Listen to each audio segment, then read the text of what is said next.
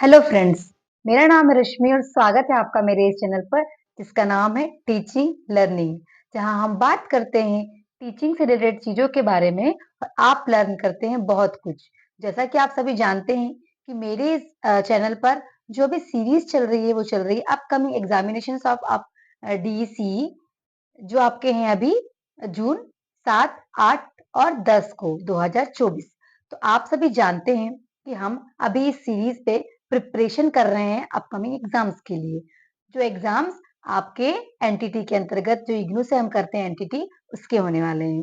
तो इस एग्जाम्स की प्रिपरेशन के लिए जो आपके 3 सब्जेक्ट हैं डीईसी 1, डीईसी 2 और डीईसी 3 जिनके हमने ब्लॉक वाइज पूरे चैप्टर ब्लॉक वाइज और ब्लॉक में अलग-अलग यूनिट वाइज सारा मैंने आपको क्विक रिवीजन कराया है, क्योंकि आपका बुक को पढ़ना भी बहुत जरूरी है कि आपके बुक में क्या-क्या कंटेंट दिया हुआ है। तो मैं आपको हमेशा से समझाते आ रही हूँ, मेरे हर वीडियोस में मैं कहती हूँ कि आप जाके देखिए कि ब्लॉक्स में क्या-क्या दिया हुआ है। लेकिन इतने सारे ब्लॉक्स पढ़ना आपके लिए मुश्किल है, इसलिए आपकी मुश्किल को आसान करने के लिए ही मैंने हर एक ब्लॉक के हर एक यूनिट को बहुत अच्छे से एक्सप्लेन किया है मेरी सीरीज में।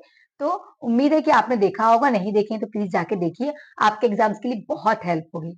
दूसरी बात कि मैंने आपसे पहले भी कहा था कि मैं आपको हर सब्जेक्ट की अलग अलग क्वेश्चन पेपर्स की प्रैक्टिस कराऊंगी कि आंसर्स कैसे करना है फ्रेंड्स। तो वही सीरीज अभी हमारी है। अभी हम क्या करने वाले हैं कि आपके जो पेपर है किस प्रकार से प्रीवियस ईयर में पेपर आए हैं आपके, क्या पैटर्न होता है क्वेश्चन पेपर का और आंसर्स कैसे लिखना है। तो पैटर्न में आपको बहुत सारे क्वेश्चन पेपर के दिखाऊंगी, आंसर्स हम कुछ के करके देखेंगे कैसे हमें आंसर्स लिखने हैं। तो जुड़े रहिएगा मेरे साथ पूरी इस सीरीज में, ताकि आपके 7, 8 और 10 जून को होने वाले पेपर बहुत अच्छे जाए। चलिए चलिए फ्रेंड्स, हम देखते हैं कि कैसे हमारे क्वेश्चन आ रहे हैं।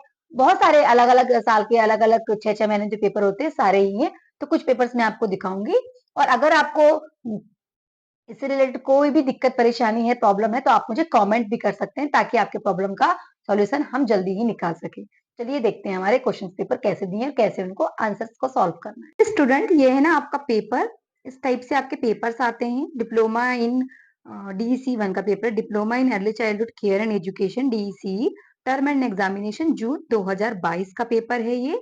और 100 मार्क्स का है आपका। देखिए क्वेश्चंस के बारे में लिखा हुआ है। आपको question number 1 is compulsory, answer any 4 questions, you have to do 5 questions in all, है ना। इस टाइप से मैं इंग्लिश हिंदी दोनों के आपको पेपर दिखा दे रही हूँ। पहले आप देख लीजिए कि पेपर किस टाइप से आता है, आपको लुक वाइज कैसे दिखेगा पेपर, ताकि आप मेंटली प्रिपेयर, एकदम से पेपर आपके सामने आए तब कंफ्यूज ना हो, थोड़ा सा घबरा, वैसे तो घबराएंगे नहीं, इतनी एज, इतना आप मैच्योर है, लेकिन देख लीजिए, है ना। तो इस टाइप से आपके पेपर आते हैं, ये देख लीजिए, ये पूरा देख लीजिए, इस टाइप से आते हैं। मैं आपको एक्सप्लेन करके दिखाऊंगी सारी चीजें। ये इंग्लिश मीडियम वालों का पेपर है। एक दिया हुआ है कि उन्होंने अपने हिसाब से एक शेड्यूल सेट करके दिया हुआ है क्वेश्चन में। देख लेते हैं, एक बार क्वेश्चन पढ़ लेते हैं, चलिए, है ना। A teacher prepare the following schedule of the activity for 1 day for हर group of 25 student 4 years of age in a preschool. Is the schedule. अब एक प्री स्कूल के बच्चे हैं जो 4 साल के हैं, और 25 बच्चे, इनका एक शेड्यूल टीचर ने तैयार करा है, ठीक है। In the schedule of the day appropriate और not appropriate for the children. आपको देखना है कि शेड्यूल जो बच्चों के लिए सेट किया है टीचर ने, वो बच्चों के लिए सही है कि नहीं है। Give reason for your answer. आपको आंसर देना है, सही है तो भी, if you're thinking the schedule is not appropriate, अगर शेड्यूल अप्रोप्रिएट नहीं है देन आपको आंसर देना। डेफिनेटली इसका शेड्यूल अप्रोप्रिएट नहीं होता है, क्योंकि कंपलसरी क्वेश्चन मैं आपको बता रही हूँ कि शेड्यूल सही नहीं होता, हमको इसको लिखना ही होता है। इन्होंने यहाँ दिया हुआ है, ऐसा ऐसा किया, ये किया, इतने बजे ये किया, तो इसको हमको दोबारा लिखना ही होता है ना। सही तो होता ही नहीं है, अप्रोप्रिएट होता ही नहीं, ठीक। फिर लिखा है for each activity below state any one areas of development fostering through. आपको मैं हिंदी में भी एक पेपर, ये सेम पेपर दिखा देती हूँ, ये इंग्लिश मीडियम वाले देख लीजिए, इस टाइप से क्वेश्चन आता है। नेक्स्ट ये देख लीजिए, है ना, इस टाइप से। अभी आप क्वेश्चंस बस देख लीजिए, आंसर्स वगैरह कैसे करना है वो आपको बताती हूँ मैं इसी के आगे। ये देखिए, इस टाइप से आपको दिखेंगे। कितने क्वेश्चंस दिखे आपको? 7 क्वेश्चंस। अब आप आ जाइए नेक्स्ट, जो हिंदी मीडियम के स्टूडेंट है, सेम वही क्वेश्चन है, ठीक है, हिंदी में दिया हुआ है। क्वेश्चन नंबर 1 का का भाग, है ना, और क्वेश्चन नंबर 1 का जो का भाग है, इसके बाद क्वेश्चन नंबर 1 का खा भाग है ना। इसमें ये कंपलसरी क्वेश्चन रहता है। तो question number 2, question number 3, question number 4, question number 5, question number 6 and question number 7। यहाँ से आपको एनी 4 करने होते हैं, टोटल आपको 5 क्वेश्चन अटेंड करने हैं, ठीक है।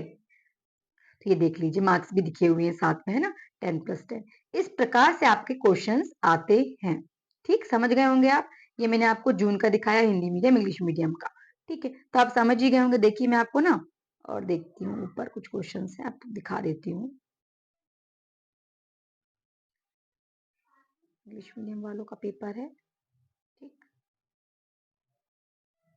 जून का। अब देख लीजिए, ये एक और पेपर है, ठीक, ये है, ये देखिए सेम पैटर्न आप देख सकते हैं। DC1 का है बच्चों का, दिसंबर 2021 का क्वेश्चन है, देख लीजिए। सेम ऐसे क्वेश्चन, फर्स्ट क्वेश्चन तो लगभग सेम ही आते हैं, देख लीजिए, ये सेम देख पा रहे होंगे आप, लगभग सेम आते हैं। हिंदी मीडियम वाले स्टूडेंट देख लीजिए, सेम ऐसे इंग्लिश मीडियम वाले स्टूडेंट्स के लिए भी आता है। 7 क्वेश्चन आते हैं। ऊपर का फर्स्ट क्वेश्चन कंपलसरी है और नीचे के जो 7 क्वेश्चन होते हैं इसमें से एक कंपलसरी होता है। तो इसी प्रकार से आपको क्वेश्चन आएंगे। चलिए देखिए, हिंदी मीडियम वालों का था सेम, ये ऊपर इंग्लिश मीडियम वालों का देख लीजिए, सेम टू सेम, ये क्वेश्चन सेम टू सेम है। ठीक, देखिए इस टाइप से आपको क्वेश्चन आएंगे। चलिए अब भी हम देख लेते हैं, और भी हमारे पास कुछ क्वेश्चन हैं, देख लीजिए। ये है आपका 2021 का, लेकिन सत्र कौन सा दिया हुआ है आपको, जून का। ठीक है, तो इस प्रकार से सेम फर्स्ट क्वेश्चन फिर देखिए इस टाइप से आता है। ठीक, का और खा भाग में। तो इस प्रकार से क्वेश्चंस आते हैं। आप अगर आप बहुत डिटेल में पढ़ना चाहते हैं, मेरे वीडियो को थोड़ा स्लो करके इन क्वेश्चंस को पढ़ लीजिएगा। ठीक है, बाकी कुछ क्वेश्चंस की मैं आपको प्रैक्टिस करवा रही हूँ कि आंसर्स लिखने कैसे हैं। ठीक है, अलग से आप देख लीजिए, इस प्रकार से क्वेश्चन आते हैं। 7 क्वेश्चन आते हैं। नीचे का जो क्वेश्चन है उनमें से एनी 4 करना होता है, ऊपर का कंपलसरी दिखाया जाता है। देखिए, प्रश्न नंबर 1 अनिवार्य है, शेष में से किन्हीं 4 प्रश्नों के उत्तर आपको करने हैं। आई होप आपको समझ में आया होगा। इसी प्रकार से आप थोड़ा स्लो वीडियो को करके एक बार पूरे क्वेश्चन देख लीजिएगा। मैं आपको और भी क्वेश्चन पेपर दिखाती हूँ। देखिए, मैं आपको DEC 1 के दिखा रही हूँ और DEC 1 के ही फिर हम कुछ क्वेश्चंस की प्रैक्टिस करेंगे। अभी आप क्वेश्चंस देख लीजिए कैसे आते हैं, देख लीजिए इस टाइप से क्वेश्चन आते हैं। ये आपका बिल्कुल वही पेपर है जो आपको अभी स्क्रीन पर दिखेगा, दिख रहा है, वही आपके एग्जाम में सेम इसी प्रकार का डिक्टो ऐसे ही पेपर आपके हाथ में आने वाला है। 100 मार्क्स का देख लीजिए, जून तक था, जून का था, जून 2021 का था, मैंने 22 का भी दिखाया। अभी देख लीजिए, ये यहाँ पे आपको आप देख पाएंगे, ये दिसंबर 2020 का पेपर है ना, यहाँ पर भी देख लीजिए सेम। आपको फर्स्ट क्वेश्चन करना कंपलसरी है और 4 जो क्वेश्चन है उसमें नीचे के बचे हुए क्वेश्चन में आपको एनी 4 करना है सेम। तो यही पैटर्न ऐसा फॉलो होता है, मतलब कई सालों से यही पैटर्न फॉलो हो रहा है, डेफिनेटली अभी भी वही फॉलो होगा। तो हम देख लेते हैं कि क्वेश्चंस को कैसे सॉल्व करना है। सॉरी, इतने सारे पेपर सॉल्व करना थोड़ा मुश्किल है, तो कुछ कुछ क्वेश्चंस को मैं आपको सॉल्व करके बता देती हूँ ताकि आपको इजी हो जाए कि आप अपने एग्जाम में आसानी से उनको कर पाए। तो चलिए हम कुछ क्वेश्चन सॉल्व करके देखते हैं। चलिए फ्रेंड्स, अभी मैं आपको दिसंबर DC जून 2023 का जो पेपर है ना, वो हम सॉल्व करके देखेंगे कि उसमें कैसे क्वेश्चंस आए। देखिए, plan is scheduled of activity for, same question है ना इस टाइप के जो पहले आए हुए हैं। ठीक है, कि 9 बजे से लेके 12 बजे तक। देखिए, योजना 4 वर्ष के आयु के 20 बच्चों के समूह के लिए एक दिन की गतिविधियों की सूची है। जो गतिविधियां मैंने आपको पिछले क्वेश्चन में दिखाया, आपको गतिविधि दे देती हैं, अब आपको डेफिनेटली वो गतिविधियां गलत ही रहती हैं, आपको रीशेड्यूल करना है। तो इंग्लिश मीडियम वाले स्टूडेंट्स के लिए अच्छा है कि इंग्लिश में दिया हुआ है, लेकिन मैं एक्सप्लेन हिंदी में कर दे रही हूँ ताकि हिंदी मीडियम वाले स्टूडेंट्स को भी आसानी से समझ में आ जाए कि आपको कैसे करना है। हिंदी मीडियम वाले स्टूडेंट्स प्लीज कंप्लेंट मत करिएगा, मैंने इंग्लिश में ही तैयार किया है, हिंदी में तैयार करना थोड़ा सा डिफिकल्ट था मेरे लिए, पर आपको समझ में आ जाएगा कि करना कैसे। ठीक है, चलिए देखते हैं, है ना। तो यहाँ पे अब योजना बनाना है कि 9 बजे से लेके 12:30 बजे तक बच्चों की क्या एक्टिविटीज आप प्लान करेंगे। 4 साल तक के जो बच्चे हैं उनके लिए क्या क्या शेड्यूल होगा आपका। तो here is a schedule for the group of 24-year-old students. For 20 student है जो 4 ईयर के हैं। 9 बजे से लेके 12 बजे तक का शेड्यूल है। तो देखिए 9 AM to 9:15 AM arrival and greeting है। स्टूडेंट्स स्कूल आते हैं, उनको आपको ग्रीटिंग करना होता है और आप क्या करते हैं उसके बाद उनको रिसीव करते हैं। Welcome the children as they arrive, जैसे आते हैं आप उनको वेलकम करते हैं। Engage them in a brief greeting activity to create a positive atmosphere. जैसे बच्चे आते हैं तो क्या काम होता है टीचर का, ये आपने इस टाइप के क्वेश्चन से ये एक्टिविटी हमने फेज 3 में किया हुआ है, या आपने फेज 1 में भी किया होगा DEC 4 की एक्टिविटी में, बस वही है, बिल्कुल वही का वही आपको करना है। अगर आपने बहुत सिंसियरली अपनी मेहनत से अगर आपने DEC 4 का प्रोजेक्ट बनाया है तो आप आसानी से क्वेश्चन को कर पाएंगे। फिर आप देखिए 9:15 से लेके 9:30 तक सर्कल टाइम है। इसमें आपको क्या करना है, देखिए यहाँ लिखा हुआ, एक बार आप ध्यान से पढ़िएगा, मैं आपको शॉर्ट में समझा रही हूँ, है ना। Gather the children in a circle for morning group activity. Morning group activity के लिए हम इनको सर्कल बनवाएंगे, उनसे सिंग करवाएंगे, गाना वाना गवाएंगे, है ना, उनकी सिंपल एक्सरसाइज करेंगे। फिर 9:30 से लेकर 10 बजे तक हम आर्ट एंड क्राफ्ट करवाएंगे। लिखा हुआ है देखिए, है ना, आर्ट एंड क्राफ्ट एक्टिविटी में आप अपने मन से भी और एक्टिविटी लिख सकते हैं। मैंने यहाँ पे कुछ एक्टिविटी जो लिखा है वो देख लीजिए।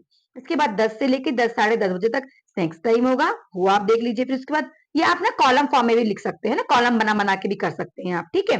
जैसे कि आपने लिख दिए, एक तरफ कॉलम बना दिया आपने, जैसे मैं बता देती हूँ आपको थोड़ा सा ड्रॉ करके। ऐसे ये आपने ऐसा कॉलम बना दिए, ठीक है, देख सकते हैं आप स्क्रीन पे, है ना। और यहाँ पे बना दिया आपने, यहाँ पे टाइम डाल दिए, इस वाले कॉलम में यहाँ टाइम डाल दिया आपने, टाइम लिख के, और यहाँ पे लिख दिया आपने एक्टिविटी, है ना। और यहाँ पे लिख दिए आपने नेम ऑफ द एक्टिविटी लिख दिए, और यहाँ पे लिख दिए एक्टिविटी। तो यहाँ पे टाइम डाल दीजिए, जैसे 9 बजे हैं, है ना, 9 बज के आपका जो भी 10 मिनट है। फिर यहाँ एक्टिविटी जैसे 9 बज के 10 मिनट आपने ग्रीटिंग की, है ना, ग्रीटिंग डाल दिए। और फिर उसके बाद जो और एक्टिविटी, ग्रीटिंग में आपने क्या करे, वेलकमिंग करे, वेलकमिंग, ये सब आप यहाँ पे ऐसा डाल सकते हैं, ठीक, इस टाइप से आप कर सकते हैं। तो आप ऐसा कॉलम में बना सकते हैं, कॉलम में ही बनाइएगा, मैंने तो ऐसे ही बना दिया है, लेकिन आप कॉलम बना के ही एक्सप्लेन करिएगा, ज्यादा अच्छे से समझ में आएगा स्टूडेंट्स को, ठीक है। चलिए अब हम देखते हैं ना आगे, सॉरी, चलिए अब देखिए आगे क्या दिया हुआ है। सेम ये पूरी एक्टिविटी, है ना, 10 बजे, साढ़े दस से आपने क्या किया, आउटडोर प्ले करवाया। आउटडोर प्ले में आप कोई भी गेम्स लिख सकते हैं। देखिए यहाँ पे कुछ गेम मैंने डाले हुए हैं, अप्रोप्रिएट गेम्स, है ना, एज अप्रोप्रिएट होना चाहिए बच्चों के अकॉर्डिंग, ठीक है। उसके बाद 11 बजे से लेके 11:30 में स्टोरी टाइम होगा, उस टाइम आप अलग अलग प्रकार की स्टोरी बच्चों को बताइए, उनसे रिसीव करिए, ये सब आप लिख सकते हैं यहाँ पे। फिर 11:30 से लेके 12 बजे तक क्या होगा, learning activity introduce educational activity such as counting, letter recognising, आप लेटर पढ़ना सिखाइए, आप 1 2 3 सिखाइए, ABCD सिखाइए, शेप्स आइडेंटिफाई करना, सर्कल, ट्राइंगल, हेक्सागोनल, ये सब, है ना, पजल्स वगैरह, पजल्स वाले गेम करा सकते हैं इस प्रकार से। फिर 12 से लेके 12:15 तक आप म्यूजिक वाली एक्टिविटी करा सकते हैं। उसके बाद 12:15 से लेके 12:30 तक आप क्लोजिंग एंड डिपार्चर टाइम होगा, तो उस टाइम आपको बच्चों को बाहर छोड़ना है सर्कल में बना के। आप उस टाइम पेरेंट्स से मिल सकते हैं, पेरेंट्स आएंगे, पेरेंट्स से बात करना है, उनसे इंटरेक्ट करना है, ये सारा, ठीक है। अब इसी फर्स्ट क्वेश्चन का जो बी पार्ट है कि explain what aspect you have keep in mind while formulating the schedule of the day activity। दिन की गतिविधियों की समय सारणी बनाते समय आपने किन पहलू को ध्यान में रखा है, स्पष्ट कीजिए कि आप किन किन बातों का ध्यान रखेंगे। देखिए पहला पॉइंट, वैरायटी ऑफ एक्टिविटी, आपके पास वैरायटी ऑफ क्या होना चाहिए, एक्टिविटी। देखिए ये लिखा है वैरायटी ऑफ एक्टिविटी होनी चाहिए, ठीक, वैरायटी ऑफ एक्टिविटी होगी। इस पे वैरायटी ऑफ एक्टिविटी में अपने मन से आप लिख सकते हैं जो भी लिखना है। आप मेन इस बात का ध्यान रखिए, आपको पॉइंट बना के ही आंसर्स लिखने हैं। वैरायटी ऑफ एक्टिविटी को हिंदी में क्या बोलेंगे कि क्रियाकलाप, अलग अलग क्रियाकलाप, ठीक है। इसके बाद देख लीजिए, इसके बाद जैसे ही हम क्या करते हैं, एक मिनट, ठीक, जैसे ही, सॉरी, जैसे ही आप नीचे जाएंगे आप देखेंगे कि फिर है ट्रांजिशन टाइम।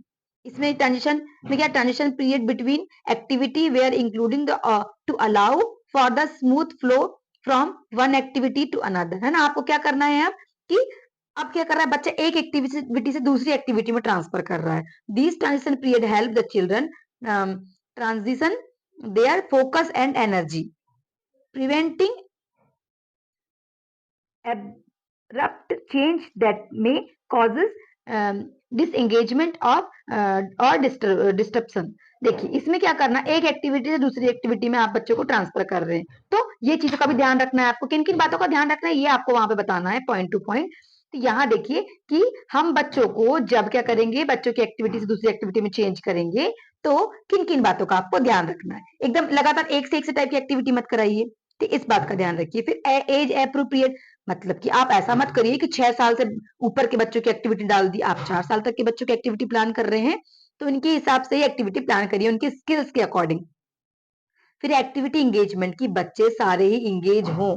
इंग्लिश मीडियम वाले स्टूडेंट्स के लिए अच्छा है कि पॉइंट बता रही हूँ मैं, यही पॉइंट हिंदी मीडियम वाले स्टूडेंट्स अपनी वर्डिंग्स में भी लिख सकते हैं, जरूरी नहीं कि यही पॉइंट लिखें, पर मैं आपको ये बता रही हूँ कि ऐसे ही पॉइंट टू पॉइंट आपको बना के आंसर्स लिखने हैं, ठीक है। फिफ्थ पॉइंट, बैलेंस और स्ट्रक्चर एंड फ्लेक्सिबिलिटी, आपको बच्चे की balancing, balance of the structure and the flexibility पर ध्यान देना है। जैसे कि शेड्यूल प्रोवाइड करेंगे, क्या स्ट्रक्चर वर्क होगा आपकी वर्क का, एक्टिविटीज का, फ्लेक्सिबिलिटी होना चाहिए, लचीलापन कि आपने आज सोच लिया कि नहीं यही करना है, तो अगर बच्चों का मूड नहीं है कि आज आउटडोर गेम खेलने का, उनका मन है आज की उनको स्क्रीन पे कुछ देखना है तो वो करा दीजिए, ये थोड़ा सा फ्लेक्सिबिलिटी होनी चाहिए, इसको हम हिंदी में बोलेंगे लचीलापन, है ना।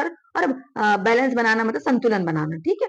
फिर सोशल इंटरेक्शन, जिसको हम बोलते हैं सामाजिक अंतःकरण, बच्चों के बीच में सामाजिक इंटरेक्शन जो होना चाहिए, ठीक, कि आपस में बात करें, उनको अपॉर्चुनिटी दीजिए कम्युनिकेशन की, बोलने की, एक दूसरे से बात करें, जैसे सामने बुलाइए बात करने के लिए, इस प्रकार की भी इन बातों का ध्यान रखना है। फिर वेलनेस एंड न्यूट्रिशन, यानी कि खाने पीने की जो चीजें हैं उनका ध्यान रखना है आपको कि टाइम पे वो खाएं, पर चल रहा आप एक्टिविटी करा रहे हैं, क्योंकि छोटे बच्चे इनको कुछ कुछ टाइम इंटरवल बाद थोड़ा थोड़ा चीजें खाना रहता है ना, तो वो ध्यान रखिए, उनकी फिजिकल एक्टिविटी हो, ये सब ध्यान रखिए।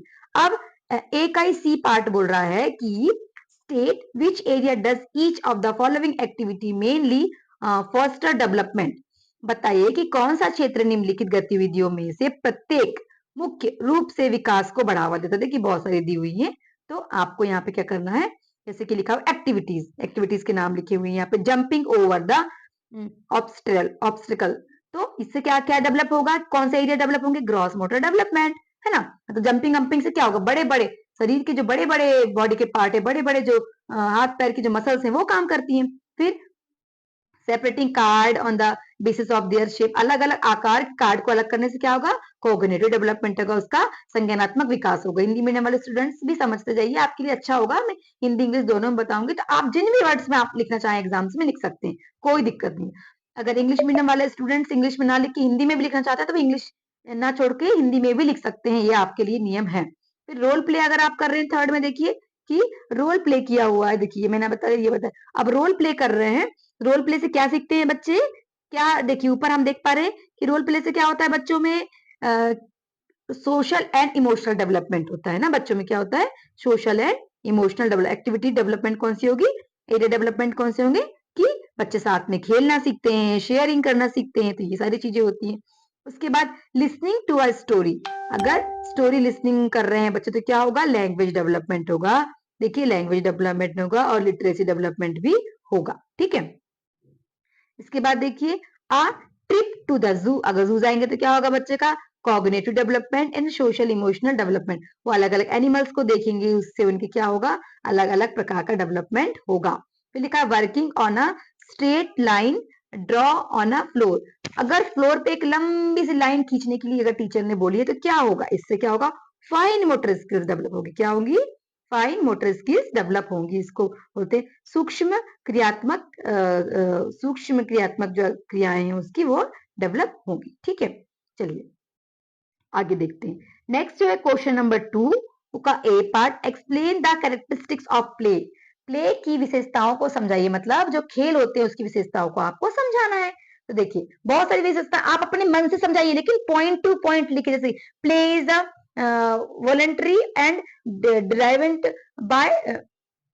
बाय चिल्ड्रंस इंटरेस्ट, आप देखिए बच्चे का खुद की किस में चीज में इंटरेस्ट है वो होता है प्ले, प्ले अलग अलग प्रकार के हो सकते हैं, it is active, engaging and encourage imagination and activities, इसमें क्या होता है बच्चों की जो इमेजिनेशन शक्ति होती है, इमेजिनेशन पावर इसको बोलते हैं, आप हिंदी में क्या बोलेंगे, सोचने की जो शक्ति होती है वो विकसित होती है ना, उस पे बेस्ड आप जो भी विशेषताएं मतलब विशेषताएं आप बता सकते हैं कि क्या होगा, इमेजिनेशन पावर स्ट्रांग होगा उसका, ठीक है। सोशल इंटरेक्शन होता है, आपको पता ही है कि खेलने से बच्चे क्या होते हैं, सोशल होते हैं, सोशलाइज्ड होते हैं। बहुत सारे पॉइंट आप अपने मन से भी लिख सकते हैं, या कुछ पॉइंट्स आप देख सकते हैं कि it involves repetition and interactive exploration for skill development भी होता है भाई इससे।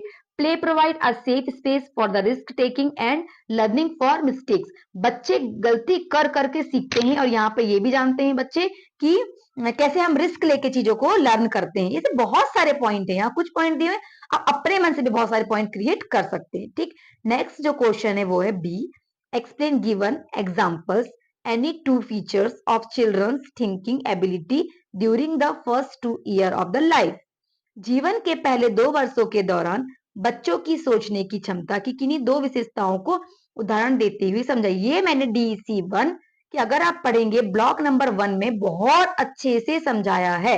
तो देखिए पॉइंट यहाँ सबसे पहला पॉइंट आपको देना है सेंसरी मोटर थिंकिंग, इसके बारे में आप बहुत सारी कुछ कुछ चीजें लिख सकते हैं, जो भी आपको किसी दो बातों, दो मतलब जो जीवन के जो पहले के दो स्टार्टिंग के 2 साल होते हैं ना बच्चों के, उसके बारे में आपको कहनी, दो विशेषताओं के बारे में। तो सेंसरी मोटर स्किल्स, जो थिंकिंग होती है बच्चों की, बचपन में बच्चे जो जिस माहौल में रहे, मैंने आपको बताया है किस माहौल पर है उसका बड़ा फर्क पड़ता है, पेरेंट्स कैसे रहे हैं वो कैसे, इन सबको बड़ा फर्क पड़ता है ना। ये फर्स्ट पॉइंट हो सकता है आपका, और एक एग्जांपल दे दीजिए। ऐसे ही आप सेकंड पॉइंट भी, सिंबॉलिक थिंकिंग, अगर कोई चीज उसके दिमाग में बैठ गई है बचपन में ही, तो आगे तक वो चीजें उसकी बैठी रहती है। ये बात मैंने आपको वीडियो DEC1 के वीडियो नंबर 1 पे आप देख सकते हैं जाके, बहुत अच्छे से एक्सप्लेन किया है। आप अपने वर्ड्स पे इस क्वेश्चन को खुद भी एक्सप्लेन कर सकते हैं, ठीक है। इसके बाद है 3 का ए पार्ट, बोल रहा है describe the differentiate between the term stranger anxiety and separation anxiety, है ना। अजनबी चिंता और जुदाई की चिंता शब्दों के बीच वर्णन और अंतर करिए। देखिए फ्रेंड्स, अगर मेरा आप पूरे वीडियो देखेंगे ना, ये सब पॉइंट्स मैंने बहुत ही अच्छे से वीडियोस में समझाई हूँ। आपसे रिक्वेस्ट है कि प्लीज आप जाकर क्या करिए, वीडियोस को प्लीज देखिए, आपको समझ में आएगा। देखिए अजनबी वाली चिंता, आप इसके बारे में मैंने बहुत अच्छे से वीडियोस में समझाया है कि छोटे छोटे बच्चों को देखा है ना कि वो अपनी माँ को बहुत अच्छे से जानते हैं, माँ को देख के खुश हो जाते हैं, लेकिन जैसे ही वो किसी अजनबी व्यक्ति को देखते हैं तो क्या होते हैं, वो एकदम से रोने लगते हैं, घबराने लगते। छोटे छोटे बच्चों का देखा होगा आपने।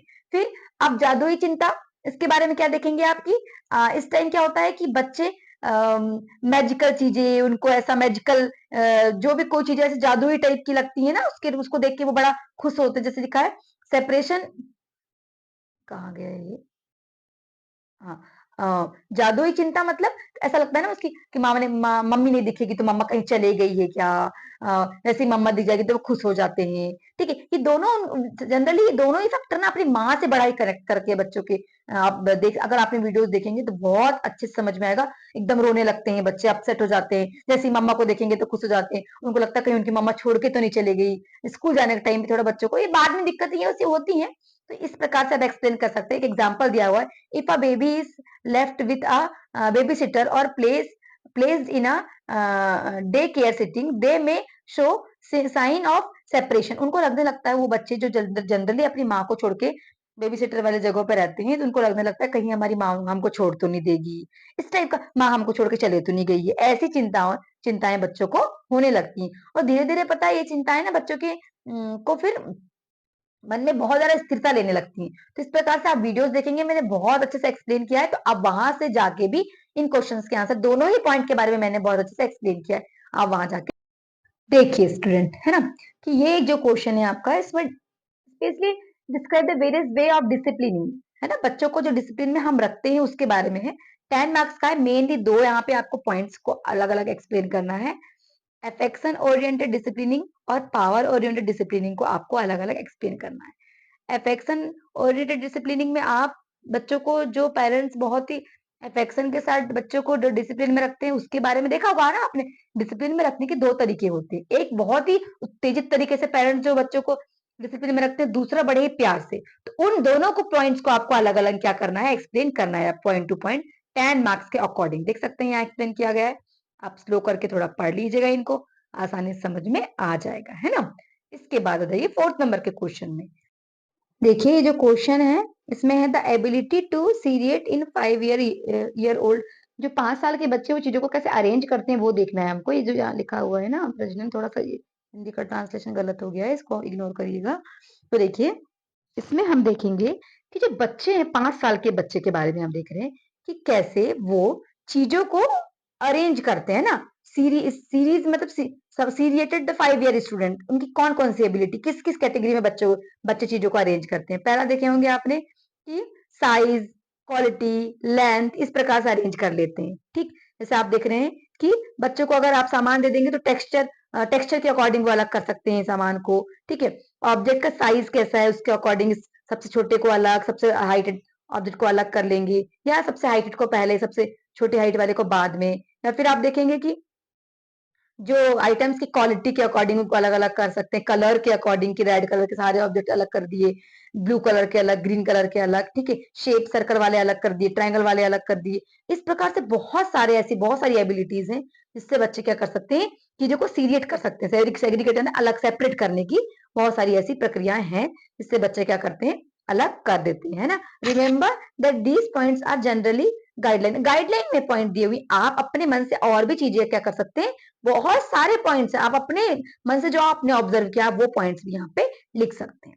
जो नेक्स्ट क्वेश्चन है वो है कि visual discrimination of 3 year old, 3 साल की उम्र में दृश्य भेदभाव, है ना। कभी कभी दृश्य भेदभाव के बारे में चलिए हम देखते हैं क्या होता है यहाँ पे बच्चों के साथ। तो ये क्वेश्चन है आपका कि विजुअल डिस्क्रिमिनेशन, जो छोटे बच्चे ना 3 साल के बच्चे क्योंकि उनकी विजुअल पावर इतनी ज्यादा वो स्ट्रांग नहीं हो पाती इस एज में। तो लिखा हुआ है यहाँ पे visual discrimination refer to the ability to perceive and different between visual stimulation based on their distinct features. अलग अलग ऑब्जेक्ट को वो किस नजरिए से देख रहे हैं, क्योंकि 3 साल के बच्चे हैं, है ना। By the age of 3 most children have the developing basic visual discrimination skills although individual development many में वरी। देखिए अलग अलग बच्चे में जो विजुअल देखने की क्षमता जो है वो 3 साल में अलग अलग हो सकती है, डिपेंड करती है उनके इन्वायरमेंट पर, जेनेटिक भी हो सकता है।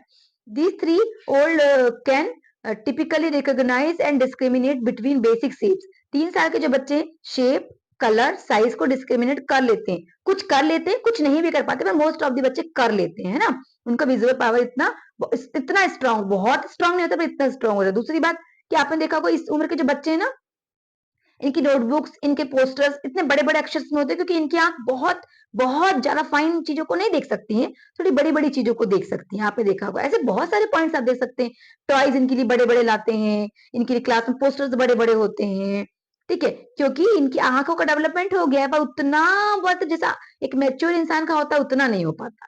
ठीक, इस हिसाब से इनके लिए हमको क्या करना पड़ता है, अलग अलग प्लान करना पड़ता है। आपने अगर एक्टिविटी करने गए होंगे या आपने मेरे वीडियोस देखे होंगे, इससे रिलेटेड भी मैंने बहुत अच्छे से क्वेश्चन समझाए हैं, पूरे टॉपिक को वीडियोस में समझाएं। आपसे रिक्वेस्ट है कि भले ही आप 2 की स्पीड में देखें, पर मेरी वीडियोस जाकर जरूर देखें, आपको बहुत अच्छे से हर क्वेश्चन समझ में आएगा। फिर एक ग्रॉस मोटर स्किल्स, नेक्स्ट ही क्वेश्चन है 2 years ओल्ड स्टूडेंट की ग्रॉस मोटर स्किल्स कौन कौन से डेवलप हो जाती है 2 साल के बच्चों में। तो क्या देखते हैं आप 2 साल के बच्चों में, क्या ऑब्जर्व करते हैं, कंट्रोल, है ना। जैसे कि मसल्स आ जाता है, बॉल पकड़ लेंगे, बैट पकड़ लेंगे, ठीक है, चलना सीख जाते हैं, बड़ी बड़ी चीजों को पकड़ना सीख जाते हैं।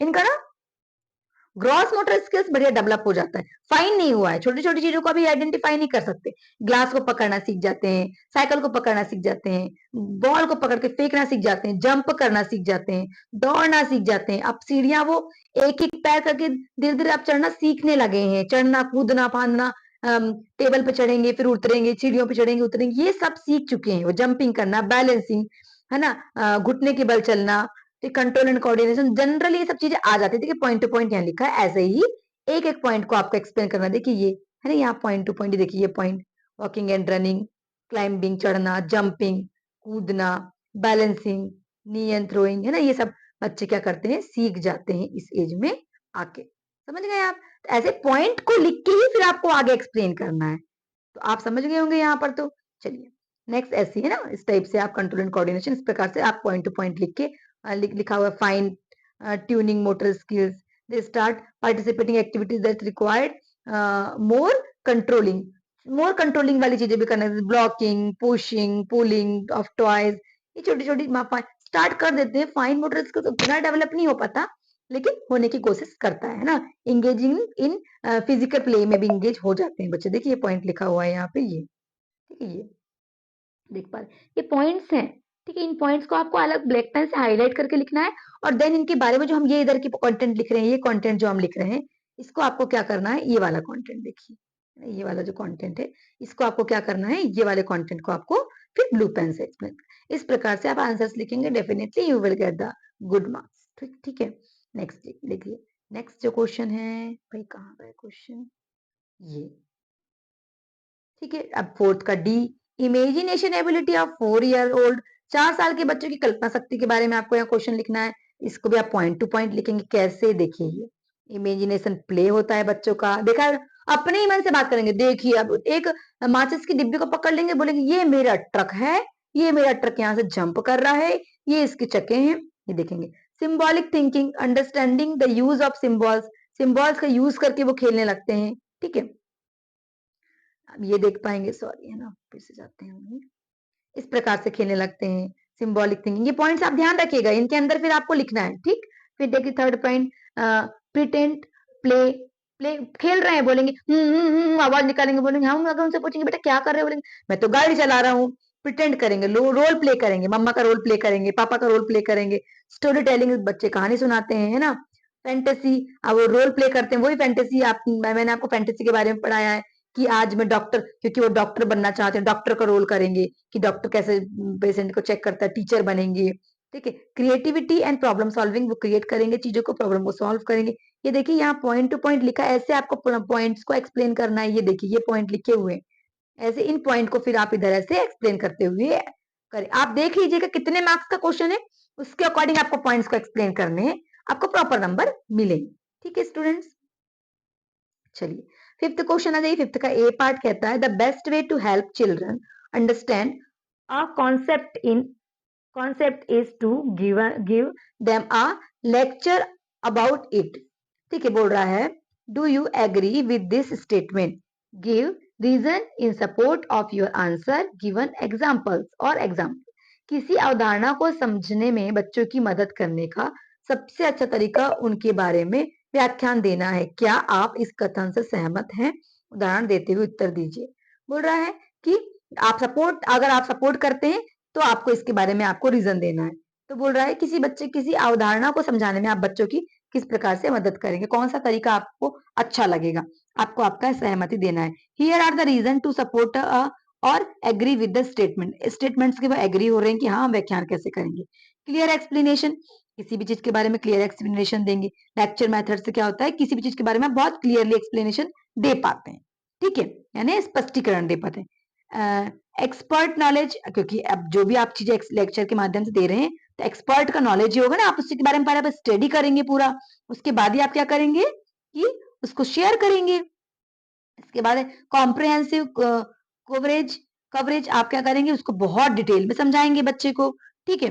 इसके बाद आप क्या करेंगे, टाइम एफिशिएंसी, एक निश्चित समय में आपको समझाना है, तो ये आपका ये पॉइंट भी सबसे इंपॉर्टेंट है। इसके बाद आप देखिए कितने नंबर का क्वेश्चन था भैया, ये मार्क्स लिखा हुआ है क्या, लिखा हुआ रहेगा आपको, तो उस मार्क्स के अकॉर्डिंग आपको शायद 10 नंबर का होगा तो 5 नंबर का ए पार्ट, 5 नंबर का बी पार्ट, तो आपको सिर्फ नंबर के अकॉर्डिंग लिखना है। नेक्स्ट क्वेश्चन बोलता है कि explain the meaning of the term gross motor development, state the sequence of emergence of gross motor ability of the children during the first 2 year, है ना। शब्द सकल मोटर विकास, जिसको हम ग्रॉस मोटर स्किल बोलते हैं, का अर्थ स्पष्ट करिए 2 साल के जो बच्चे हैं ना उनके लिए। अभी देखिए, है ना, अभी ग्रॉस मोटर स्किल्स में अभी शुरू में हमने देखी, शुरू में ही देखा है ना। ग्रॉस मोटर स्किल्स में बच्चे क्या करते हैं कि बड़े बड़े बॉडी के बड़े बड़े पार्ट्स का यूज करते हैं, जैसे कि हैंड कंट्रोल आ जाता है 3 महीने तक में, फिर 4 से 6 महीने तक में बच्चों का रोलिंग ओवर करने लगते हैं बच्चे, है ना, लुढ़कने लगते हैं, बैठने लगते हैं, करवट लेने लगते हैं, फिर 6 से 8 मंथ में बच्चे बैठने लगते हैं। फिर देख सकते हैं ना आप, देखिए ये पॉइंट लिखे हुए हैं, ये ये पॉइंट को आपको ऐसे हेडिंग डालना है और फिर इनको एक्सप्लेन करना है। क्रोलिंग, ठीक। 6 साल में फिर क्या करने लगते हैं, पुलिंग। 7वें में 12 से 15 महीने में फिर क्या करने लगते हैं बच्चे, वॉकिंग करने लगते हैं। फिर क्या करने लगते हैं, नीचे जाइए, तो ये इस प्रकार से आप एक्सप्लेन कर सकते हैं पॉइंट टू पॉइंट, ठीक है। आपको देखना है कितने मार्क्स का पूछा है, तो आपको 2 साल तक के बच्चों के बारे में एक्सप्लेन करना है। यहाँ लगभग कितना 1.5 साल कंप्लीट हो गया है। ऐसे ही और 1-2 पॉइंट आप अपने मन से ऐड कर सकते हैं आप चाहें तो, ठीक है। चलिए आगे देखेंगे हम क्या दिया हुआ है। अब 6 नंबर का क्वेश्चन आता है, explain any 3 principles of educator must keep in mind to nurture the creativity of pre-school children। पूर्व विद्यालय के बच्चों की रचनात्मकता को पोषित करने के लिए एक शिक्षक को ध्यान में रखने वाली किन्हीं 3 सिद्धांतों के बारे में व्याख्या कीजिए। बहुत सारे सिद्धांत, देखिए 3 सिद्धांत दिए हुए हैं, हम 3 सिद्धांत को आपको बता।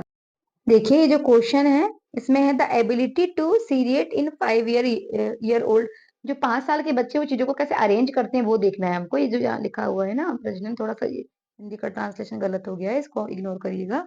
तो देखिए इसमें हम देखेंगे कि जो बच्चे हैं 5 साल के बच्चे के बारे में हम देख रहे हैं कि कैसे वो चीजों को अरेंज करते हैं ना। सीरीज मतलब सब सीरिएटेड द 5 ईयर स्टूडेंट, उनकी कौन कौन सी एबिलिटी, किस किस कैटेगरी में बच्चे चीजों को अरेंज करते हैं। पहला देखे होंगे आपने कि साइज, क्वालिटी, लेंथ, इस प्रकार से अरेंज कर लेते हैं। ठीक, जैसे आप देख रहे हैं कि बच्चों को अगर आप सामान दे देंगे तो टेक्सचर के अकॉर्डिंग वो अलग कर सकते हैं सामान को। ठीक है, ऑब्जेक्ट का साइज कैसा है उसके अकॉर्डिंग सबसे छोटे को अलग, सबसे हाइटेड ऑब्जेक्ट को अलग कर लेंगे, या सबसे हाइटेड को पहले, सबसे छोटी हाइट वाले को बाद में। या फिर आप देखेंगे कि जो आइटम्स की क्वालिटी के अकॉर्डिंग उनको अलग अलग कर सकते हैं, कलर के अकॉर्डिंग, कि रेड कलर के सारे ऑब्जेक्ट अलग कर दिए, ब्लू कलर के अलग, ग्रीन कलर के अलग। ठीक है, शेप सर्कल वाले अलग कर दिए, ट्रायंगल वाले अलग कर दिए। इस प्रकार से बहुत सारे ऐसी बहुत सारी एबिलिटीज हैं जिससे बच्चे क्या कर सकते हैं, चीजों को सीरिएट कर सकते हैं, सेग्रीगेट अलग सेपरेट करने की बहुत सारी ऐसी प्रक्रियाएं हैं जिससे बच्चे क्या करते हैं,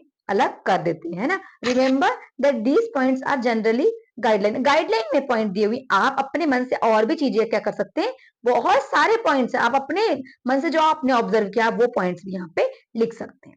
जो नेक्स्ट क्वेश्चन है वो है कि visual discrimination of 3 year old, 3 साल की उम्र में दृश्य भेदभाव, है ना। कभी कभी दृश्य भेदभाव के बारे में चलिए हम देखते हैं क्या होता है यहाँ पे बच्चों के साथ। तो ये क्वेश्चन है आपका कि विजुअल डिस्क्रिमिनेशन, जो छोटे बच्चे ना 3 साल के बच्चे हैं, क्योंकि उनकी विजुअल पावर इतनी ज्यादा वो स्ट्रांग नहीं हो पाती इस एज में। तो लिखा हुआ है यहाँ पे, visual discrimination refer to the ability to perceive and different between visual stimulation based on their distinct features. अलग अलग ऑब्जेक्ट को वो किस नजरिए से देख रहे हैं, क्योंकि 3 साल के बच्चे हैं, है ना। By the age of 3 most children have the developing basic visual discrimination skills although individual development many में वरी। देखिए अलग अलग बच्चे में जो विजुअल देखने की क्षमता जो है वो 3 साल में अलग अलग हो सकती है, डिपेंड करती है उनके इन्वायरमेंट पर, जेनेटिक भी हो सकता है। These 3 old can typically recognize and discriminate between basic shapes। 3 साल के जो बच्चे शेप, कलर, साइज को डिस्क्रिमिनेट कर लेते हैं, कुछ कर लेते हैं, कुछ नहीं भी कर पाते, पर मोस्ट ऑफ द बच्चे कर लेते हैं, है ना। उनका विजुअल पावर इतना स्ट्रांग, बहुत स्ट्रांग नहीं होता पर इतना स्ट्रांग होता है। दूसरी बात कि आपने देखा होगा इस उम्र के जो बच्चे हैं ना, इनकी नोटबुक्स, इनके पोस्टर्स इतने बड़े बड़े अक्षर में होते हैं, क्योंकि इनकी आंख बहुत बहुत ज्यादा फाइन चीजों को नहीं देख सकती हैं, थोड़ी बड़ी बड़ी चीजों को देख सकती हैं। आपने देखा होगा ऐसे बहुत सारे पॉइंट्स आप देख सकते हैं। टॉयज इनके लिए बड़े बड़े लाते हैं, इनके लिए क्लास में पोस्टर्स बड़े बड़े होते हैं। ठीक है, क्योंकि इनकी आंखों का डेवलपमेंट हो गया है, पर उतना बहुत जैसा एक मैच्योर इंसान का होता है उतना नहीं हो पाता।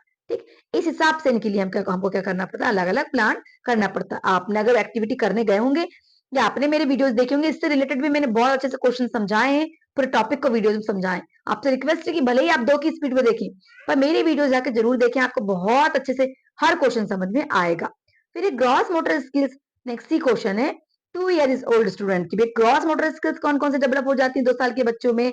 तो क्या देखते हैं आप 2 साल के बच्चों में, क्या ऑब्जर्व करते हैं, कंट्रोल, है ना। जैसे कि मसल्स आ जाता है, बॉल पकड़ लेंगे, बैट पकड़ लेंगे, ठीक है, चलना सीख जाते हैं, बड़ी बड़ी चीजों को पकड़ना सीख जाते हैं। इनका ना ग्रॉस मोटर स्किल्स बढ़िया डेवलप हो जाता है। फाइन नहीं हुआ है, छोटी छोटी चीजों को भी आइडेंटिफाई नहीं कर सकते, ग्लास को पकड़ना सीख जाते हैं, साइकिल को पकड़ना सीख जाते हैं, बॉल को पकड़ के फेंकना सीख जाते हैं, जंप करना सीख जाते हैं, दौड़ना सीख जाते हैं। अब सीढ़ियां वो एक एक पैर करके धीरे धीरे अब चढ़ना सीखने लगे हैं, चढ़ना, कूदना, फांदना, टेबल पे चढ़ेंगे, फिर उतरेंगे, सीढ़ियों पे चढ़ेंगे, उतरेंगे, ये सब सीख चुके हैं वो। जंपिंग करना, बैलेंसिंग, है ना, घुटने के बल चलना, कंट्रोल एंड कोऑर्डिनेशन, जनरली ये सब चीजें आ जाती है। देखिए पॉइंट टू पॉइंट यहाँ लिखा है, ऐसे ही एक एक पॉइंट को आपको एक्सप्लेन करना। देखिए ये है ना, यहाँ पॉइंट टू पॉइंट, देखिए ये point, walking and running, climbing, चढ़ना, जंपिंग, कूदना, बैलेंसिंग, नी एंड थ्रोइंग, है ना, ये सब बच्चे क्या करते हैं, सीख जाते हैं इस एज में आके। समझ गए आप। तो ऐसे पॉइंट को लिख के ही फिर आपको आगे एक्सप्लेन करना है, तो आप समझ गए होंगे यहाँ पर। तो चलिए नेक्स्ट ऐसी है ना, इस टाइप से आप कंट्रोल एंड कोऑर्डिनेशन इस प्रकार से आप पॉइंट टू पॉइंट लिख के लिखा हुआ fine tuning motor skills, they start participating activities that required more controlling, more controlling वाली चीजें भी करना, blocking, pushing, pulling of toys, ये छोटी छोटी स्टार्ट कर देते हैं। फाइन मोटर स्किल्स उतना डेवलप नहीं हो पाता, लेकिन होने की कोशिश करता है ना। इंगेजिंग इन फिजिकल प्ले में भी इंगेज हो जाते हैं बच्चे। देखिए ये पॉइंट लिखा हुआ है यहाँ पे, ये ठीक है, ये देख पा रहे, ये पॉइंट्स हैं। ठीक है, इन पॉइंट्स को आपको अलग ब्लैक पेन से हाईलाइट करके लिखना है, और देन इनके बारे में जो हम ये इधर की कंटेंट लिख रहे हैं, ये कंटेंट जो हम लिख रहे हैं, इसको आपको क्या करना है, ये वाला कंटेंट देखिए, ये वाला जो कंटेंट है, इसको आपको क्या करना है, ये वाले कंटेंट को आपको फिर ब्लू पेन से इस प्रकार से आप आंसर्स लिखेंगे, definitely you will get the good marks. ठीक है, नेक्स्ट देखिए, नेक्स्ट जो क्वेश्चन है भाई, कहाँ गए क्वेश्चन, ये ठीक है। अब फोर्थ का D, imagination ability of 4 year old, 4 साल के बच्चों की कल्पना शक्ति के बारे में आपको यहाँ क्वेश्चन लिखना है। इसको भी आप पॉइंट टू पॉइंट लिखेंगे। कैसे, देखिए ये इमेजिनेशन प्ले होता है बच्चों का, देखा है? अपने ही मन से बात करेंगे। देखिए अब एक माचिस की डिब्बी को पकड़ लेंगे, बोलेंगे ये मेरा ट्रक है, ये मेरा ट्रक यहाँ से जंप कर रहा है, ये इसके चक्के हैं, ये देखेंगे। Symbolic thinking, understanding the use of symbols, symbols का यूज करके वो खेलने लगते हैं, ठीक है। अब ये देख पाएंगे, सॉरी है ना, फिर से जाते हैं हम। इस प्रकार से खेलने लगते हैं, सिंबॉलिक थिंकिंग। ये पॉइंट्स आप ध्यान रखिएगा, इनके अंदर फिर आपको लिखना है, ठीक। फिर देखिए third point, pretend play, play खेल रहे हैं, बोलेंगे आवाज निकालेंगे, बोलेंगे हम, अगर उनसे पूछेंगे बेटा क्या कर रहे हो, बोलेंगे मैं तो गाड़ी चला रहा हूँ। प्रिटेंड करेंगे, रोल प्ले करेंगे, मम्मा का रोल प्ले करेंगे, पापा का रोल प्ले करेंगे। स्टोरी टेलिंग, बच्चे कहानी सुनाते हैं, है ना।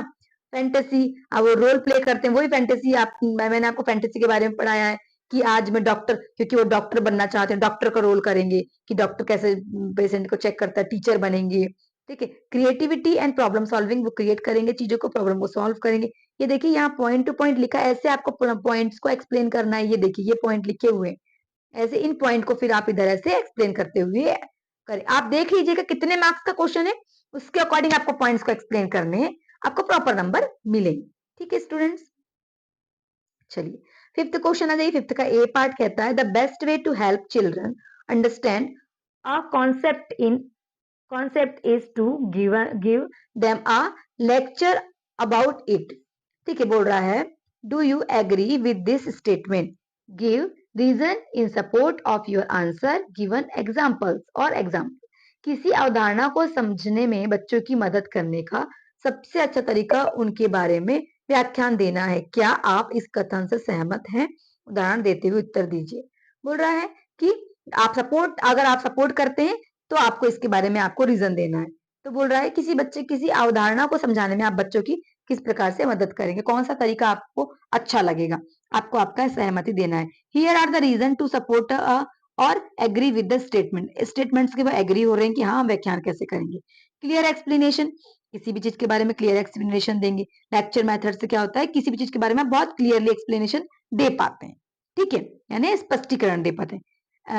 एक्सपर्ट नॉलेज, क्योंकि अब जो भी आप चीजें लेक्चर के माध्यम से दे रहे हैं तो एक्सपर्ट का नॉलेज ही होगा ना, आप उसी के बारे में पहले स्टडी करेंगे पूरा, उसके बाद ही आप क्या करेंगे कि उसको शेयर करेंगे। इसके बाद कॉम्प्रिहेंसिव कवरेज, कवरेज आप क्या करेंगे, उसको बहुत डिटेल में समझाएंगे बच्चे को, ठीक है।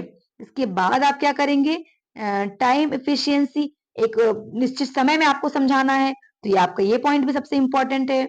इसके बाद आप देखिए कितने नंबर का क्वेश्चन था भैया, ये मार्क्स लिखा हुआ है क्या, लिखा हुआ रहेगा आपको, तो उस मार्क्स के अकॉर्डिंग आपको शायद 10 नंबर का होगा तो 5 नंबर का ए पार्ट, 5 नंबर का बी पार्ट, तो आपका नंबर के अकॉर्डिंग लिखना है।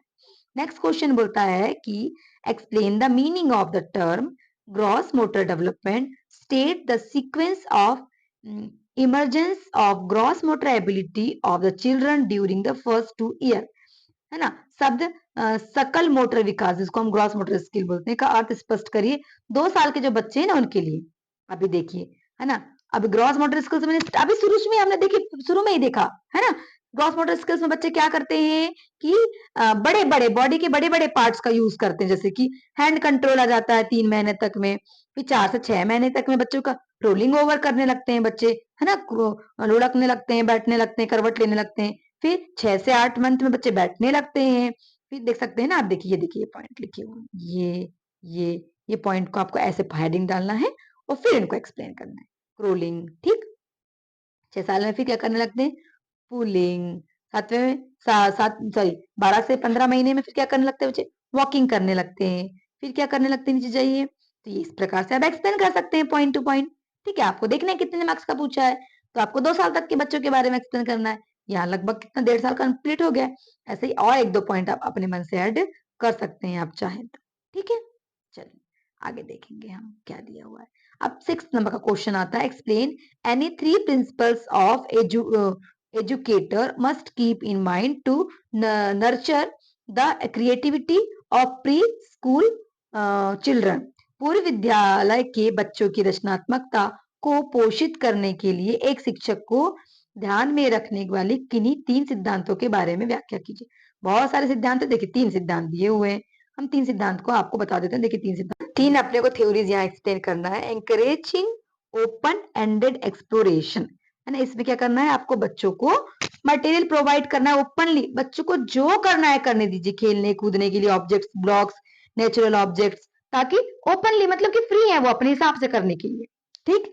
अब जो सेकंड पॉइंट है वो है creating a supportive and positive environment. आपको क्रिएटिव और सपोर्टिव एनवायरनमेंट आपके स्कूल में, आपके क्लासरूम में प्रोवाइड करना है बच्चों को, ताकि वो खुद खेल सकें।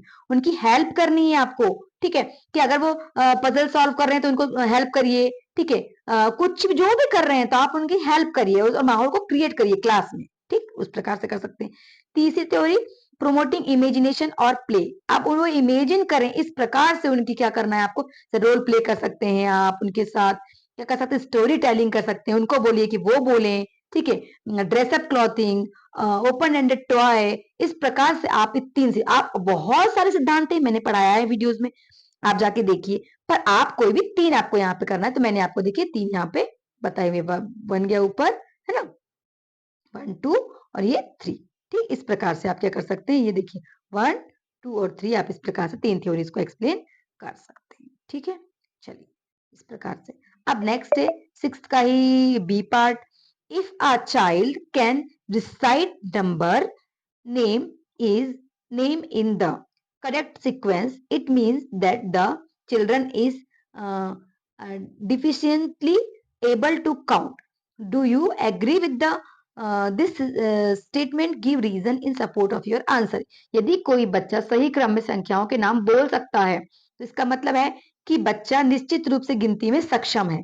क्या आप इस कथन से सहमत हैं? मैं तो बिल्कुल सहमत नहीं हूं भाई, मैं अपना बता दे रही हूं आपको कि बिल्कुल भी सहमत नहीं हूं। देखिए ये भी सहमत नहीं है, आई डू नॉट एग्री। क्यों हम एग्री नहीं है? कि बच्चा बोलता है। देखिए एक उदाहरण मैंने आपको बताया है वीडियोस पढ़ाते टाइम, आप जाइएगा प्लीज। इसलिए मैं बार बार बोल रही हूँ कि क्वेश्चन आंसर करना हमारा उद्देश्य तो नहीं होना चाहिए, क्वेश्चन आंसर हमारा लास्ट उद्देश्य होना चाहिए। पहला उद्देश्य हमारा होना चाहिए कि हम बच्चों को, हमारे सिलेबस में क्या दिया वो पढ़े, रट लेते हैं बच्चे। आपने बोले बेटा हाँ 1 2 3 4 बोलो 10 तक, बच्चे ने बोल लिया। उसके बाद क्या बच्चों को आप बोलो जाओ 5 वहां से 5 स्टोन्स उठा के लाओ, ला लेगा बच्चा? नहीं ना। रोट, तो इसका मतलब रोट मेमोराइजिंग हुआ ये तो बच्चे समझ नहीं पा रहे हैं। तो लेक ऑफ 1 to 1 करस्पॉन्डेंस, नहीं समझ पाते हैं बच्चे, ये पॉइंट भी इंपॉर्टेंट है। कंसेप्चुअल अंडरस्टैंडिंग नहीं आ पाती, रट ही लेते हैं ना, उनको यही नहीं पता कि 5 मतलब कितना 5 है, तो वो उनको आप वो समझाइए। हम इससे बिल्कुल सहमत नहीं है। ऐसे आप 4-5 पॉइंट और भी लिख सकते हैं आपके नंबर ऑफ द मार्क्स के अकॉर्डिंग, ठीक है। इसके बाद नेक्स्ट क्वेश्चन है आपका 7th, शायद last question, last but not the least. 7 question के देखिए कितने पार्ट है ना। Egocentrism during the pre school year, पूर्व स्कूली बच्चों के दौरान अहम कारणवाद होता है। इसके बारे में समझाना है ना, मतलब इगोसेंट्रिक होते हैं, अपने आप में खोए हुए रहते हैं, इसके बारे में आपको बताना है ना। अपनी दुनिया में खोए हैं, खुद ही खेल रहे हैं, अपने ही, आपने देखा है ना बच्चे अपने आप से ही बातें करते रहते हैं, इस प्रकार का होता है। तो इसके बारे में आप कुछ पॉइंट्स यहाँ पे एक्सप्लेन कर सकते हैं, ठीक है। देखा होगा आप अपने बच्चों को, आपने अभी गए होंगे ट्रेनिंग करने, तो आपने, तो आप अपने पॉइंट्स लिख सकते हैं। जैसे मैं आपको बता दे रही हूँ बेसिकली क्या है। इस उम्र के जो बच्चे होते हैं ना प्री स्कूल, तो ईगो सेंट्रिक होते हैं, मतलब सेंट्रिज्म होते हैं, मतलब अपने आप से ही बात करना, अपने आप में खोए रहना। आपने देखा होगा खेल रहे हैं तो बात कर रहे हैं अपने आप से, इस प्रकार का बिहेवियर को बोलते हैं, ठीक। इसके बाद है fostering altruism and empathy in young children, बच्चों में परोपकारिता और सहानुभूति को बढ़ावा देना, है ना।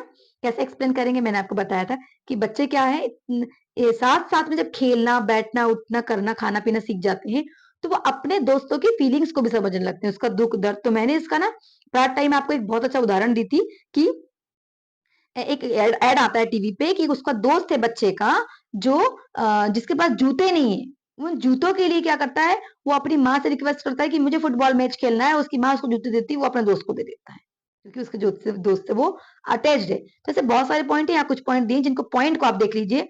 लिखा हुआ है मॉडलिंग एम्पैथी, फिर एंकरेजिंग पर्सपेक्टिव टॉकिंग, इससे पार्टिसिपेटिंग काइंडनेस एंड कोऑपरेशन, है ना। बच्चे साथ में खेलते हैं, खेलते कूदते हैं, तो आपस में काइंडनेस, दयालुपन और कोऑपरेट करना सीखते हैं।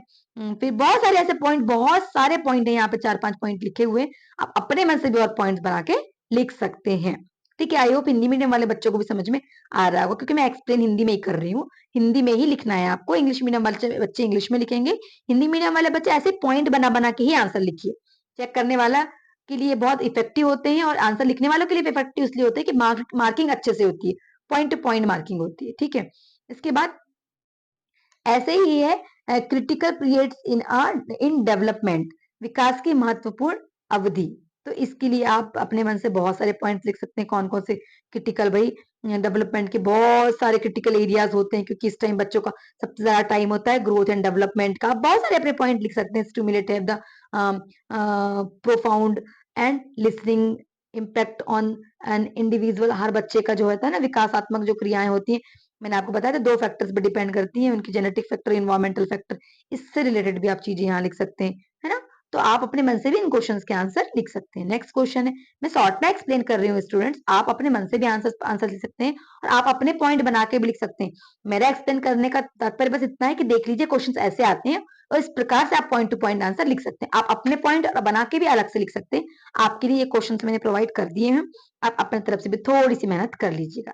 बच्चों की है any one method of assessing child's progress. आप बच्चों की प्रगति आकलन में कोई एक तरीका, आपको कोई भी एक मेथड आप बताइए। तो observational assessment involve systematically observing and बहुत सारा, मतलब अलग अलग तरीके से आप ऑब्जर्व कर सकते हैं, बोल रहा है ये। अब बहुत सारे तरीके हो सकते हैं, जैसे कि उसका development, strength, areas of improvement, कहाँ कहाँ एरिया। तो आप इस प्रकार से प्रोग्रेस कितना किया, कैसे लर्न कर रहे हैं, इस प्रकार से आप बहुत सारी चीजों पे उसका आकलन कर सकते हैं। ऐसे ही खेलते कूदते देख देख के भी कर सकते हैं, है ना। हम लगातार करते रहेंगे तो ऐसा है कि खेलते कूदते पढ़ाते पढ़ाते भी आप आकलन कर सकते हैं। तो इस प्रकार से ये है, इस वीडियो में हम इस पेपर को सॉल्व करें, और अगले वीडियो में हम करेंगे टर्म एंड एग्जामिनेशन दिसंबर 2022 का क्वेश्चन, है ना। तो जुड़े रहिएगा मेरे साथ इस सीरीज में, ताकि आप सारे कॉन्सेप्ट्स आपके क्लियर हो जाएं, और आगे की वीडियो में हम ये वाला पेपर करेंगे। देख लीजिए, ये जो पेपर है इसको हम अच्छे से एक्सप्लेन करेंगे। हो सकता है मेरा एक्सप्लेनेशन आपको समझ में ना आ रहा हो, नहीं समझ में आ रहा होगा, कमेंट करिएगा, हम अपग्रेड करेंगे, ताकि आपके पेपर बहुत अच्छे जाएं। ठीक है। हिंदी मीडियम वाले स्टूडेंट निश्चिंत रहिए, आपको हर पॉइंट हिंदी में ही समझा रही हूँ, ताकि आप हिंदी में ही लिख सकते हैं। ऐसे ही पॉइंट जो इंग्लिश में लिखे, सेम आपको ऐसे ही पॉइंट हिंदी में लिखना है, सिंपल। सॉरी। तो आई होप आपको समझ में आया होगा फ्रेंड्स। आप अपने सारे दोस्तों से शेयर करिए मेरे ये वीडियो, ताकि जो तैयारी कर रहे हैं, ताकि उनके भी एग्जाम्स बहुत अच्छे जाएं। Thank you and all the best.